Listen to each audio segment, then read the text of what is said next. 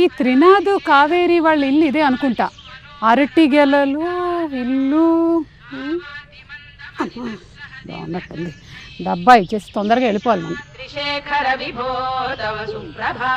కావేరి మీరేంటి ఇక్కడ? నేను సీలేరులో చిన్న షూటింగ్ ఉంటే వచ్చాను.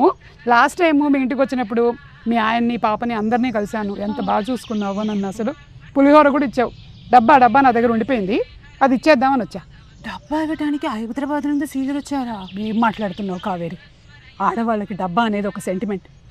20 రూపాయల డబ్బా కోసం 20,000 ఖర్చు పెట్టుకొని వచ్చా. నాకు అర్థమవుతుంది. అవును, మీ ఆయన తాగుడు మానేశాడా? మీరు రండి, కాఫీ పెట్టాలి. త్రినాథ్ గారు బాగున్నారండి? నానా బాగున్నావా? గుర్తున్నానా? లాస్ట్ టైం వచ్చేసి వెళ్ళాను కదా. అవును, ఏంటి మసాజ్ చేస్తుంది? రాత్రి తాగింది దిగలేదు. అయ్యో, దానికి మసాజా? మంచి కోఆపరేషన్. త్రినాథ్ గారు అరటి పండ్ల వ్యాపారం అది బాగా నడుస్తుందండి? బ్రహ్మాండం. అది తాగడం అది ఇంకా మీరు మానేయలేదు? అప్పుడప్పుడు అలా. అయ్యప్ప స్వామి మాల వేసుకున్నప్పుడు ఇంకా మీరు నిష్టగా ఉంటారని విన్నాను. మొత్తం ప్రతి సంవత్సరం వేస్తాను. ప్రతి సంవత్సరం 41 రోజు చాలా నిష్టగా ఉంటాను. ఏ బంగారు? చాలా మంచి అలవాటు అండి అసలు నిజంగా.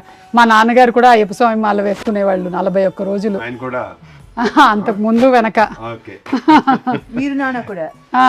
మా నాన్న కూడా సేమ్ ఆల్మోస్ట్. అసలు లాస్ట్ టైం మిమ్మల్ని కలవడానికి వచ్చినప్పుడు అదే స్టోరీ అనిపించింది నాకు, సేమ్ స్టోరీ అని.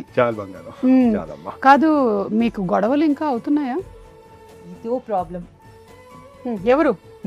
ఇది అదంత క్యూట్ గా ఉంది, ప్రాబ్లం ఏంటి? క్యూట్ కాదు, పెద్ద గొడవ చిన్న గొడవ.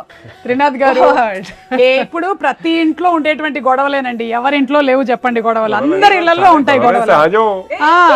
నేను జస్ట్ వచ్చే ముందే మా ఇంట్లో గొడవ పడి వచ్చా. ఓకేనా? షార్ట్ అదిరిపోయింది. మీది కొంచెం ఇంప్రూవ్ అవ్వాలి, ఆ తర్వాత చూసుకుందాం. నువ్వు ఆలోచించుకోవచ్చా? నాకు ఎందుకు, ఏం చేయాలో చెప్పు అంటారు.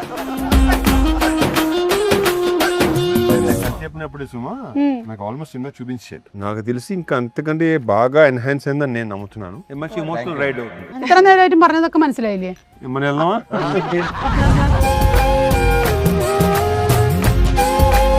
ఆ సాంగ్ ఒక ప్రాపర్ ఆర్క్ ఉంటుంది ఫిల్మ్ లో. ఆ సాంగ్ వచ్చేటప్పుడు థియేటర్ మొత్తం ఎరప్ట్ అవుతుంది.